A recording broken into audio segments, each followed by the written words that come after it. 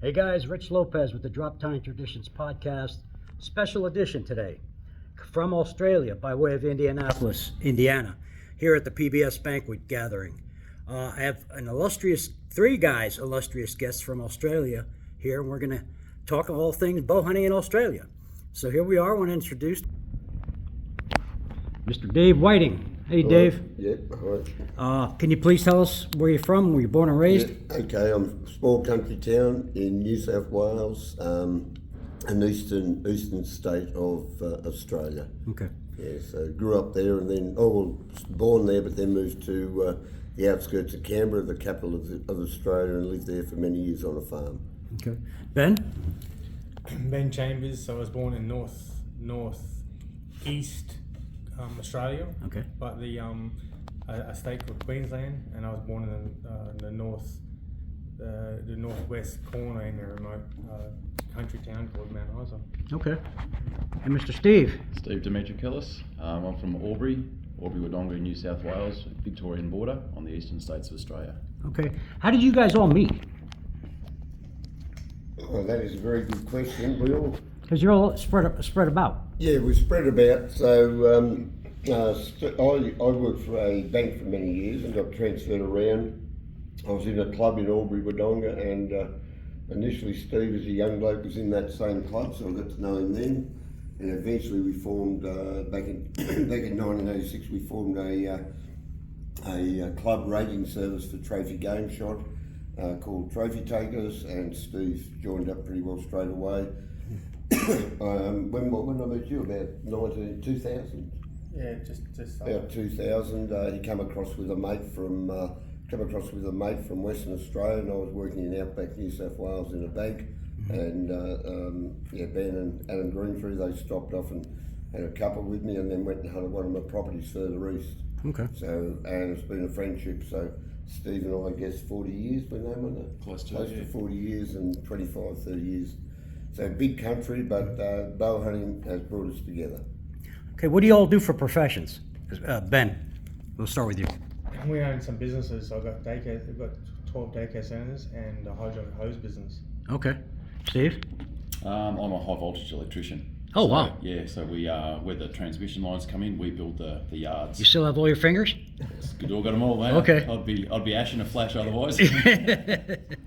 Well, great. So how did you get into archery? Let's start with Dave. Okay, like everyone, always mucked around with a bow and arrow as a kid with a string and a bit of willow stick and dockweed and that. Yeah. But when I was in the first year of high school, a fellow I was playing footy with came into school one day and said, we just went out and done some fox whistle with another bloke in the school. He said, you're off the land. He said, I reckon you'd love it. So within the first 12 months, we'd got our first celery stick bows, shot a couple of foxes and shot heaps of rabbits and the odd hare, and just sort of progressed from there. Mm-hmm. So 13-year-old right through, and haven't been very, very active ever since, and very, very much traditional bow hunter. Okay. And Ben, have you always been a traditional bow hunter? No, so I've hunted. Well, I started with a recurve, Mm-hmm. but then I progressed to all different types of All the bows, different types. compounds as well. I've mainly been hunting compounds lately, but definitely been here. And being here has sparked a new interest. Absolutely. It's contagious. It is contagious. Yeah, it is. All my kids grew up shooting longbows. Okay. I started, my 23-year-old has just got back into it, and he's very passionate about the recurves. Mm-hmm. So I just bought him a new recurve and myself a new recurve. So I'm excited to get back into it. Did you buy them here? Yeah. Oh, what models? Or what did you get? Robinson. Oh, Robertson. Okay. Yeah. What about you, Steve?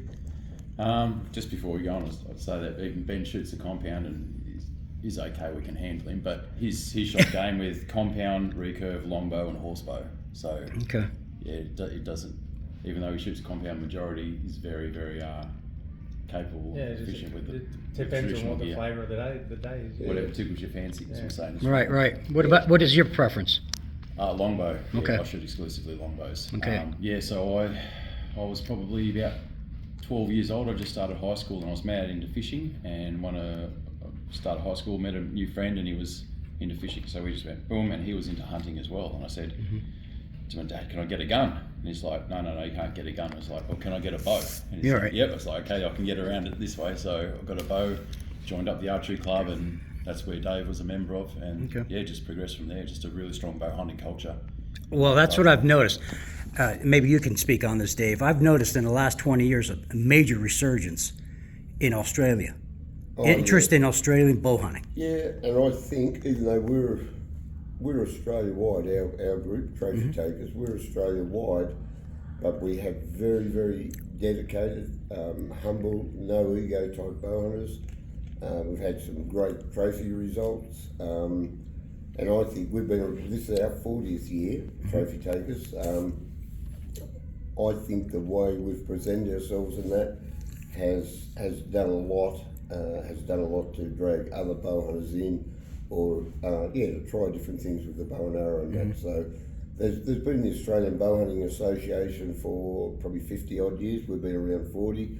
Initially they were doing a great job, but because they get all their funding and that for target archery, they tend to go that way with attracting members. But I believe our involvement in showing what you can do with a bow and arrow trophy-wise and just general hunting has also helped. And we've done it in a good way. We've done it in a good, ethical way, and yeah. Now, you chaps, are you guys strictly bow hunters, or do you shoot with a gun, hunt with a gun at all? Strictly bow hunting. Strictly bow hunters. Okay, Yeah, great. I don't own a gun. Okay. You probably got a farm, so you probably own I got a farm, so I own a gun, and a gun. I think if the kids, they might shoot some rabbits with their gun or something like that, and even that, I feel a little bit dirty watching them do that. Yeah, see, I'm not ashamed to say I'm a two-season hunter. I hunt deer with a gun, I hunt deer with a bow. Yeah. And that's just the way of life here in America. I've got guns as well. Yeah. They could be rusting in the safe. I wouldn't know. I couldn't tell you. Are firearms heavily regulated in Australia? Massively. Yeah, they're- And they've just, you might have heard about, we just had what they call, it was the Bondi Massacre, they called Yeah. it, and 15 people shot, and the government, we believe, already had it was like a 500-page document, and within a couple of days they called Parliament back to vote. They put the foot down. Yeah, even though it wasn't the honest gun owners that caused the problem, they seem to cop it a fair bit. Okay. So, one thing you said about your two-season, I think probably to your listeners we should tell them that in Australia we only hunt non-native, so we don't hunt any native animal in Australia with a bow and arrow. Everything that we hunt has been introduced feral pests. Okay. Whether it was originally domestic stock 200 years ago, whatever. They got loose and Yeah, they got loose. And just like the feral cats. Yeah, like the feral cats, they seem to have got everyone's attention here, but they're a big problem, causing mass extinction of a lot of our small birds and lizards and that, and frogs. The boys might better help me here, but the things we hunt regularly is rabbits, hares, foxes, wild dogs, which are bred with our dingoes. Dingoes. Feral goats. One of the big ones everyone loves to hunt is the wild boars, get very big tusks. In the eastern states at the moment, because we've had a couple of good seasons, the pig numbers are out of control. And then from there we've got, in the Northern Territory, we have Bantang, which is an Asian bull, an Asian type bull. An native an Asian ox. An Asian ox. Okay. That would not be the same as a water buffalo. No, the water Okay. buffalo is a different animal. Right. The Bantang is fairly up around Coburg Peninsula, just one small area really in the Northern Territory, the top half of Australia. And then we have the deer species. I might let Steve name them, he's pretty good on the deer. Yeah. So we've got 6 deer species in Australia. So hog deer, they're our smallest. They're probably about the size of a Labrador, about 100 pounds. Okay. Chital deer, which is what you call axis. Okay. Fallow. Yep. We Rusa- have them in Texas. Yeah, Rusa deer, which Rusa, is another Asian, yeah. Red deer. Red deer. Familiar. Sandbar deer, which are our largest deer species. Okay. So they probably run up to about 600 or 700 pounds for a stag. I have a friend right now who's hunting in not Australia, New Zealand. Argentina. Argentina. Yeah, for red stag. Oh, really? Yeah. There's some good ones there too. Yeah. So he's living high on the hog, so to speak. Yep. So just to go on with that, so they're the animals we mainly hunt. We quite often venture over to New Zealand and there's the chamois and tar there in New Zealand, as well as the sika deer and a few other deer species and turkeys.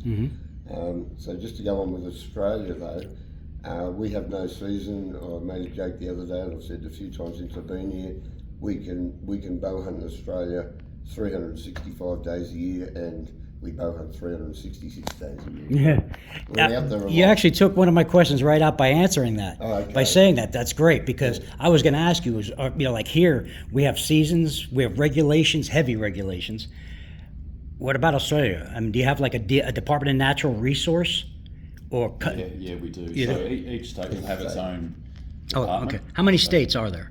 Mainland, we've got 3, 4, 5 states on the mainland and 2 territories. Okay. So probably the main ones will be Victoria and New South Wales. So as far as deer hunting, that you buy your license. It's just an over-the-counter license, and that permits you to hunt 365 days a year. Oh. When do you want me to be there? There are some states that don't have hunting licenses because hunting is not, regulated in their policies. So Sure.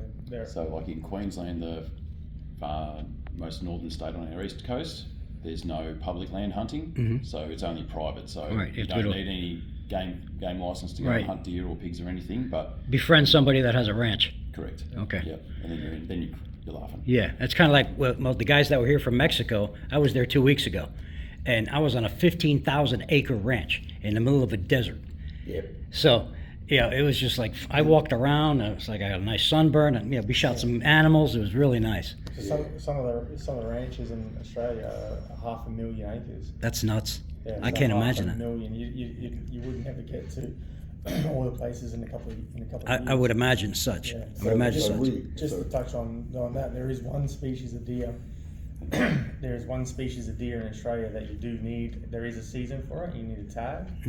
That's the hog deer, the smallest deer. So that's the only animal from a hunting point of view that has a season and a tag. So it's got a 1 month season, Yeah. and the tag's just over the counter. So you just put in for it, you get your tag, one stag and one hind, and that's it. You've got the month of April to do that. I'm sure you guys typically hunt during the rut like we do here. Yeah. Yeah. What is the rut generally speaking? Okay, so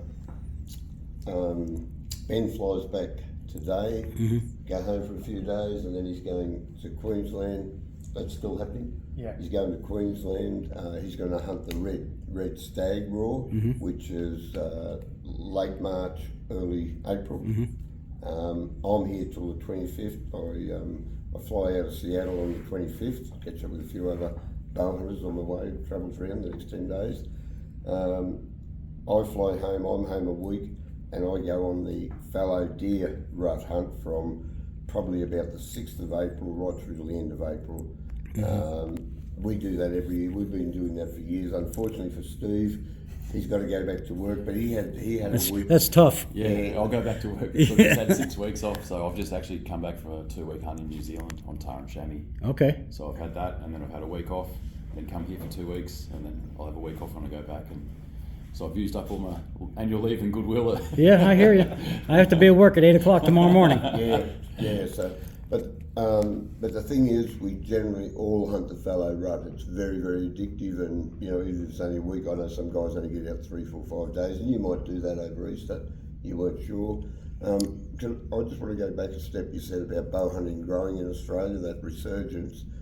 The sad news for us, and I've mentioned a bit over this weekend, the state called South Australia in the last 12 months has completely banned bow hunting. You can still shoot fish with a bow and arrow. We have feral carp there, massive big fish. But they've banned bow hunting. The state of Victoria has South got... Australia. Yeah, the state, but it's not South Australia, but the state of Victoria has tried in the past 10 years or so to ban it as well. I don't know if you knew that, but there might have been a bit more back than that, but yeah, so there's pressure on us to keep the sport going. Yeah. So whilst the sport itself is growing, there's pressure from political side. That sounds like the U.S. Yeah, they're trying to sort of ban it. So I want to acknowledge, Dave, that you were inducted this weekend into Traditional Bowhunters Hall of Fame. Yes. Congratulations. That's Thank an you. honor, a Yeah, wonderful thank you. honor. How did you find out? I got a phone message from Steve, but I'll tell you the story. So, a very famous bowhunter called Ian Fenton in Australia, very good organiser, great bowhunter in his day. He's 84, 85 now. He contacted me probably this time last year, maybe February last year, and said, I want to put a submission together and to get you inducted. They've turned it international now. The Traditional Bowhunters Hall of Fame is now international. And he said, I want to put your name up. Anyhow, I sort of was a bit reluctant, and he kept pressuring. I said, and I don't know the numbers really, because I said, Ian, there's a million traditional bowhunters in North America. I said, I don't think I'm any chance. So we had a bit of a laugh yesterday. We were talking. I said, I'm very, very busy. I said, I don't think I've got time to do it. And TJ's wife was sitting in yesterday when we had a talk, and she said, what are you busy doing? I said, oh, hunting, fishing, camping. Yeah. But anyhow, he kept pestering me, and finally we put some stuff together. Steve is now chairman of Trophy Takers. He provided a letter. Traditional Archery Association of Australia provided a supportive letter, a couple other things. I wrote down the history, threw it over to Ian, and we sent across a 60-page submission to him. It's a lot of process. Yeah, so and I understood the process. You guys have got it really good. That I knew in June this happens, July this happens, August this happens, goes out to your 35 judges or whatever, and then September sometime, Steve gave me a ring and missing me. I've still got it on my phone actually. There's about a 30-second message on my phone. Dave, you're going to be inducted in March in Indianapolis. So anyhow, what happens?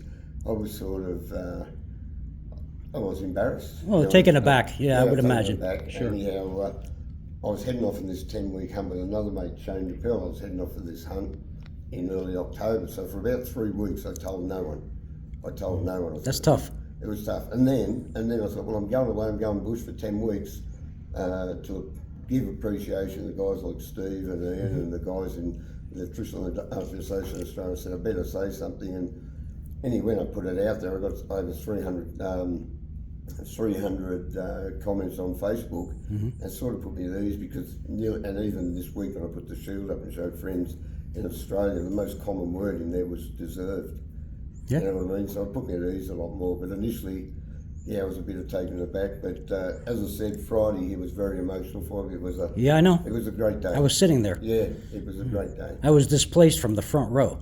I went to get some water. I came back, and next thing you know, I'm in the back row. Oh, no. So, but I was able to get some pictures. So And you went in with some, legends of our sport. That's why I'm very, very humble about it. Like when they show the original inductees that include Fred Bear and Jessie and those sort of guys, I'm sort of thinking, wow. Yeah. And then the other 7 guys that went up there with me, even the guys that done the introduction of the inductees, Steve's speech was really good. I come out of that, and one of the first things I said to Ben and Steve, every one of those gentlemen that spoke and the inductees, there was words of wisdom in them. There was a lot Absolutely. about them, but there was words of wisdoms in every talk. Yep. And you think, that's the way it should I'm be. proud to call those gentlemen my friends. Yeah, you're a very lucky man. But and I think we've made friends with a few of them now. It's this whole do, and these guys will agree with this whole do. Everyone from the PBS and the Hall of Fame guys have just been outstanding. Now, are you a member of Compton's as well? No, I'm not. Okay. No, I'm not. I strongly urge. Okay. It's a very good organization. Okay. And actually, 99% of us PBSers are members of Compton's. One hand washes the other. And it's just for a common goal of us supporting traditional bow hunting and the traditional ways and ethics behind it. Yeah. So just a little bit more of my background on that, and a lot of people. So we've arrived here even when we went down to Denver and to Tom Plum's place, and that anywhere we went and run into people, they'd say, "Oh, talking about a book or someone." Over the last 40 years as chairman and so forth, involved with Trophy Takers, I've been very Australian focused, very Australian. Right. Like I know your Howard Hills and Fred Bear and a few of the other names, but Steve knows them inside out. Like they'd say, oh, such and such. I said, no, never heard him. And Steve say, yeah, he's such and such. Wrote this book. Has got this podcast, and So Steve knows it very well, but as I said, I've been very focused on that, the Australian side of it. Yeah. And to the point where when I arrived here the other day, I kept seeing this Compton pop up. This is how naive it was, and I thought it was a county or not a state. I know states in the US, but I thought it was a county or something. It was quite interesting watching the Ishi presentation on the Friday night banquet. The information that Gene brought out of Ishi, his mind is like a trap. Mate, he never faltered. He just went through. But when he said that there was Young and Pope, and then he mentioned Compton as the third man, I imagine, Steve, you knew. Did you know? Vaguely. I'd forgotten. Did you know that Compton was the third man involved with Ishi? No. So that's something probably all of us learned, and that's all of a sudden the twig. That's why it's Compton traditional bowhunters. Yeah. Yeah. So we didn't join. What was the gentleman's name that was? Brian and Terry. Brian and Terry. Yep. Brian and Terry. They asked us for members, and that's when I explained to them. I said I'm very Australian focused, but maybe we'll now look to join them if it'll support things here. Did you get to spend much time with Scott Kelzer? Yeah, not enough, but I did have a bit of time with the man. Very, very impressed with him. Yeah. Very impressed with him, yeah. And also his son, we had a bit of time Oh, with his yeah, son last Brian's night. fun. His son done some great talks. Oh, yeah. Yeah, sense of humour. And, Well, it's funny with Brian, both he and I are guitarists. So when I podcasted with him, we spoke more about guitars and rock and roll than we did bow hunting. But it was a lot of fun, you know. So very quickly, we had a mate, Shane DePill, just done a podcast in Australia, and his father was best man at my first wedding, and him and a bloke called Alan Coonigan, they bow hunted until they were about 35, and then they stopped dead and went into the snowy mountains chasing wild horses, brumbies, what do you call them here? Mustangs, yeah. stallions. So they're chasing wild horses on their own horses, raping them and catching them. So Shane and his father were on this podcast, and I think a quarter of the podcast was talked about them giving up the fathers giving up the bow hunting and going chasing these horses and catching them and training them. It's a romantic. Oh, it is a romantic, and we've got a famous movie in Australia called The Man from Snowy River. I know it. You know it, yes. I know it. That's what these guys were doing. Okay. They had a few injuries. I'm not just limited to Mad Max. No. But okay, well, this goes out to any one of you that wants to take it. Any hair-raising stories while hunting, and what game species?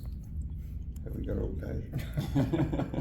I'll let you guys go. I've told a few of these stories. You go. You probably have me. I've been pretty lucky. I think all of my hair-raising stories of close calls, not really anything dangerous sort of thing, but I don't know. Probably one there was probably the first ball that I shot up in the Northern Territory. That one there. I snuck in on this ball, was sort of waiting for him to feed around this water hole, and he was coming around, and I sort of popped my head up over the grass to see if he'd fed around. I was just laying down waiting for him to feed around eventually closer to me so the wind was right. And as I popped my head up over the grass, he sort of looked at me and gone, "Oh, what's that over there?" He thought it was another pig, and he just started ambling up towards me. I went, "Uh-oh, better get ready here." So I knocked an arrow, and he's sort of got ready half draw and come up, and he's looked at me, he's gone, and he sort of started trotting off, and I had a shot on the run and didn't lead him enough and sort of hit him through the liver. And up there in the Northern Territory, it's just floodplains, and there's lots and lots of just grass as far as the eye can see. Sure. And once they get into that tall grass, there's lots of stories that aren't fun for whoever's involved. Yeah. Involved with wounded balls and long grass. So I thought I've got to cut him off before he gets in there. So he was running in an arc. So I sort of ran to cut him off. And as I cut him off, he sort of looked, and he's a bit sore, and he's going, he's put his head down and started chomping his tusks. So I went, here we go. Like, this is coming. And very quickly, I just drew back and shot, and I hit him straight in the middle of the forehead, and it just dropped him. So a 770 grain arrow just went lights out like that. And I couldn't believe it. I was like, okay, righto. Okay. So I thought he was stunned for a second. I wasn't sure if he was stunned or not, but I don't know how many 16th or 32 of an inch it would be, but it was 7 millimeters off dead center of his forehead where that hit. So I've kept the skull, and it's got the broadhead. Two-blade grizzly just went straight through, and the broadhead's straight vertical as well. Okay, you should start calling him Charles Manson. Yeah. So, what about you, Ben? Just trying to think which one. There's so many. Probably the biggest one that comes to mind is we were hunting pigs in North Queensland with my son, and my son was only 13 at the time, and he shot a nice boar, and it went out into a swamp, like a little island on a swamp. So we trailed this pig out into the swamp, and then we could see it was over on the island. So we walked across there, and when we got across there, it we thought it was dead, and it got up and charged us. And just I had my son with me, and I just quickly drew back and shot it, and it's skimmed down the front of its head, and then it's come past us at like a metre or two. It happened so fast that all I was trying to do was just protect the kid, and so it happened really fast. That's probably the scariest one for me. Because you had a young bloke with you. Because I had a young bloke with me. Yeah. Oh yeah. And there was another time we were hunting pigs, and the young fella, we got into a sow on heat, and he was young, and all the boars were around the sow and heat, and he was scared because there was so many boars around. And I remember saying to him, there's going to be a time where you're going to think back on this, and because there was pigs running through the long grass all around us, and it was, even for an adult, it was quite hectic. So for a 13-year-old kid, it was overwhelming. And now he looks back on it and goes, "Man, I wish I was back there. I wish I was back there and had my bow." Getting into them big pigs. Whereas all he wanted to do was climb on my shoulder. Because where I live in Florida, we're inundated with pigs. They're like cockroaches. They're everywhere. Right. They're everywhere. And we got some big ones.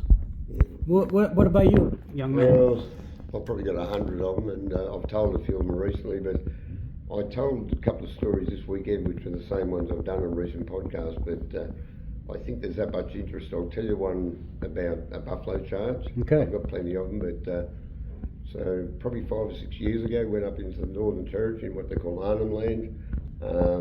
We walked out, so we could only camp a certain distance, and then had to cross a gorge, and you couldn't get a vehicle in this area. So we're hunting buffalo and wild boar.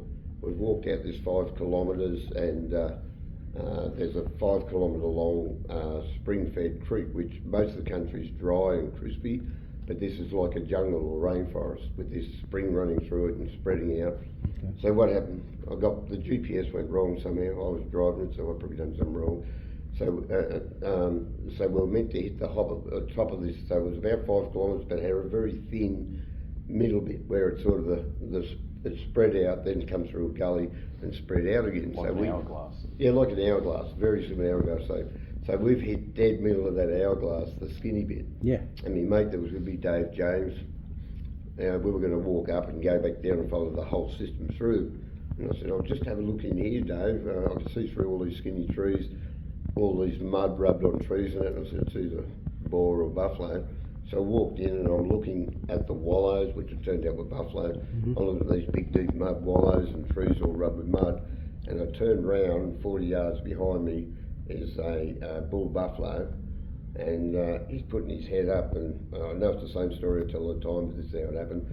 He's putting his head up, and I'm thinking if he keeps going, I'll try and shoot him through here because they've got a soft spot.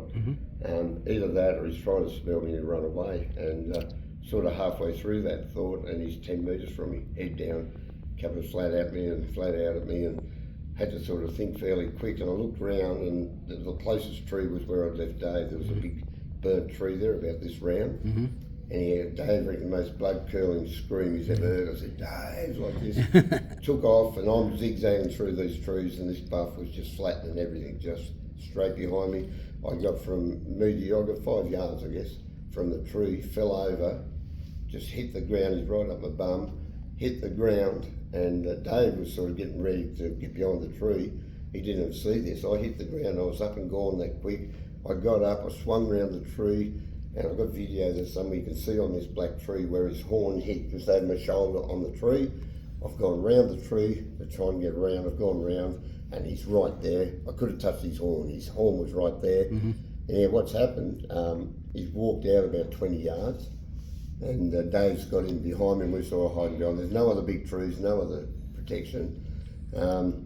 He's gone out 20 yards and charged again, flat out, just trying to we get round the tree. And Dave's, I've got my backpack on still, and Dave's clinging to me back. And I can't remember the second or third, he'd done it 3 or 4 times. The second or third time he charged, Dave's still got his bow. The first time he went out, I've still got my bow in my hand. And I went to grab an arrow, and my bow crew wasn't there. It had broken off when it had fallen over. And when we went round, so I didn't have an arrow to even shoot it when it went back out. And the second time we went round, there was a big termite ant-man about this big, and Dave's tripped over that, so he's laying on his back like this, and the bull's gone, the buffalo's gone out again. There was the tree, it was that round, had a side fork about this high off the ground, about 3 foot off the ground. I couldn't get up in there, but I thought I'll put my knee up in and push myself up. Well, I put my knee up in and slid and jammed. So I'm jammed, Dave's laying on the ground against the ant-man like this. He'd already charged 3 times the buff. The 4th time he walked around the tree, so his dead level was on the same side of the tree, 20 yards away, and he walked away. Mate, couldn't believe our luck.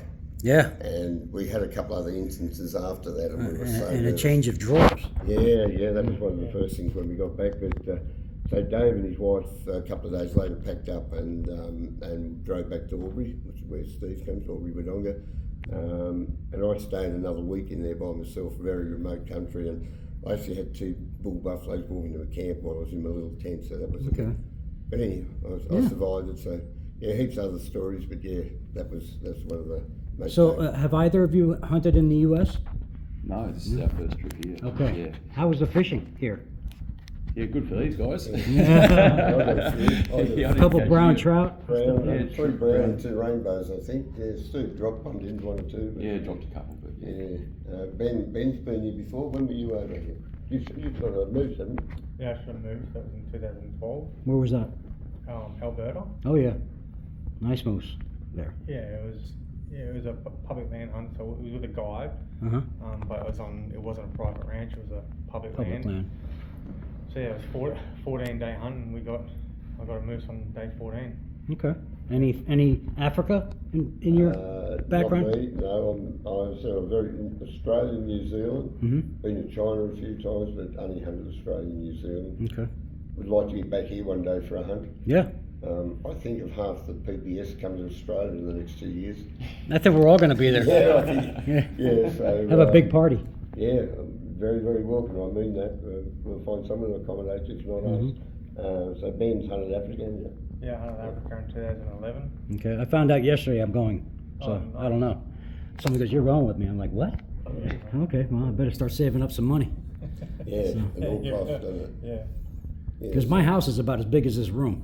I have deer heads everywhere, even in my grandkids' room. Wow. Yeah. So it's crazy. So what's in store for y'all for rest of 26 and to 2027? Okay, with me, as I said, I go back. I'm back late March, early April, probably for 3 weeks. I do so it's all to do with hunting and fishing. Sure, of course. Because I retired 4 years ago and been very busy hunting and fishing and camping, whatever. All the good things. You're busier now than when you were working. I definitely am. I don't understand how people get bored, but anyhow. So I got the fallow rut pretty well most of April. About mid-May, a bit like you, one of my mates rang me probably 6 weeks ago. He said, I'm going to Cape York where all these big scrub bulls and wild boar are. He said, I'm going to Cape York for a month. He said, the seat next to me, he said, you're going to be sitting in it. So I'm going to go. Originally I said, no, I've got too much on, but I'm probably going to go with him now. So that'll be mid-May till mid-June. I'm going to go with him. And then be back home for a while. And then for all of August, we go out western New South Wales and a big crew of us chasing Murray cod, which can they can get over a metre in this deep. For river fish, they're a big fish, very good eating.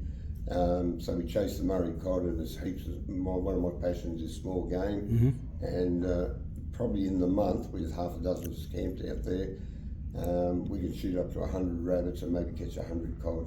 Okay. Get the odd feral cat and get the odd fox. So Can you eat a feral cat? no. No? Well, I can't. Yeah, but so yeah. So, People are going to ask me. No, you can't. Most Australians wouldn't eat a feral cat. Yeah. So, but you know, I come here and learn that you eat mountain lions, which amazed me. I knew you ate bear, but to learn you eat mountain lions. It's pretty good. Yeah, so I'm told. Yeah. Yeah, you better eat the next cat you shoot, Dave. What's that? You better eat the next cat. We have got a Dan. Make sure it's not wearing a collar. Yeah. A bloke called Dan Podobinski. He's a very keen small game hunter in the club sleeves. I'm not in the club sleeves now in there, but he actually, I don't know if you know this, but Dan is reputed to have killed and eaten a fox. It'd be the worst animal in the Yeah, world. no, I would not eat that. I don't know if it's true, but the story is. No, you told me it's true. Yeah, he's the one telling the story, so you have to think it's true. So, yeah, so that's me. Up until August, I've got things planned, but I can Sure. guarantee you. Now, you're a married man, correct? No, my wife's gone back to China, so. Okay. She's got a couple of young twin grandchildren there. Okay. And she's not sure she's going to come back. She loves the city. Tried to get me to move to a city. Yeah. I said, that ain't happening. Yeah. She's had enough of the farm, so. Okay, mutual. It's a Yeah, mutual so thing. The boys said yesterday, we had a bit of a laugh out of this. I said, where's Steve? And they said, I said, Steve ringing his missus. He said, yeah. And what did you say? He said, oh, you haven't rung Jane for 4 or 5 days. You said he probably hasn't spoke to his missus for a couple of days, and I said, and then I thought I haven't spoke to Jane since I've been here. And then And then I said, well, I haven't spoken to Helen for 5 months. Yeah. I called my wife once when I was in Mexico. and then I said, see, you are. That's why you're a mental. So yeah, I'm a pretty free agent, mate. Okay. Yeah, as you hear me complain, I've got a few health problems. I had another cancer operation on my tongue 2 weeks before I come over here, and I thought the trip might be in jeopardy, and I've got a pretty bad hernia at the moment. But yeah, I either paid for the hernia and didn't come. Well, you know, the hernia and all that pain after what happened this weekend, you're still on cloud 9. Oh yeah, I'm always in cloud 9, mate. Yeah. I got very emotional when I said the boys had a bit of a bloody meltdown the other night, and I said, mate, I couldn't be happier. Yeah. I'm just emotional, yeah. So I am the founder of the Bow Hunting Hall of Fame in the state of Maryland. I founded that years ago. Yeah, good on And the first inductee I got in there was a friend of mine named Joe, and I called him up. And he just broke down. It was very emotional for him. Yeah, but now every year I fly up north to present people with their certificates. Yeah, good So on you. it's a good thing. It is, you know, it's, it was more, everywhere you went here, everyone shaking your hand, saying well done, and all the notes I got from Australia, and I got a note from my eldest son. I tried to read it the other night after the induction, and I had to get Ben to read it. I broke down after the second paragraph. Yeah. And I run into Jean and Barry's family, the ones from Western Australia. I come out here last night to go to the toilet, and we got talking. I didn't get back inside for half an hour. And anyhow, I told them about this note. They read it out and made me cry again. So, you know, just the support from Australia, the support here. Yeah.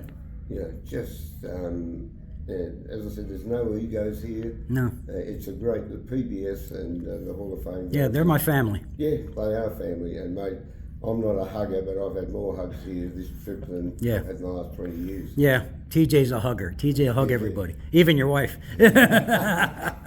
So what about you, Steve? You got family, kids, anything? Yeah. I have a wife and 3 sons, so Okay. they're 19, 17 and 15. Okay. So, yeah.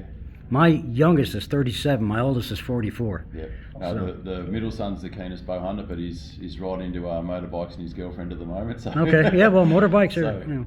so he's missed out on the last couple of hunts, so that was his choice. So I think it was with Ruthie. He'll come around. Yeah. He'll come around. He'll come around. He's, Yeah. he's keen. One of his friends is actually keen on it, so I'm going to send them out with one of our mates. Shane. My middle son Todd was very big into bow hunting when he was younger, Yep. and then of course college, Yep. women, Yep. Same. I did everything, the same. cars.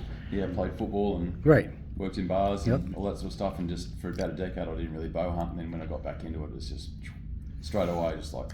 When I that's graduated high awesome. school, my parents sent me to Los Angeles to stay with my cousins, and I hitchhiked my way back home. Took me almost 2 years. Yeah. And I worked in bars, strip bars, biker bars, whatever. It was just fun, a lot of fun. And I bow hunted the whole way home too. Yes, that'd be the best bit. Yeah, but that you could do that then. Yeah. Today, everybody's pedophiles are on every corner. No, So, wouldn't do it. well, guys, I want to thank you very much for your time. This is probably going to publish this in about 2 weeks. Yeah. no So I'm worries. banking these things. Yeah. So I'm going to turn this around. I got to do my outro. Okay, thank you. Hey guys, I hope you enjoyed that. On behalf of the Drop Time Traditions podcast, do me a favor, please subscribe, like, and share. That'll only bring you more and more content because I don't plan on stopping anytime soon. So take care. We'll see you on the next one.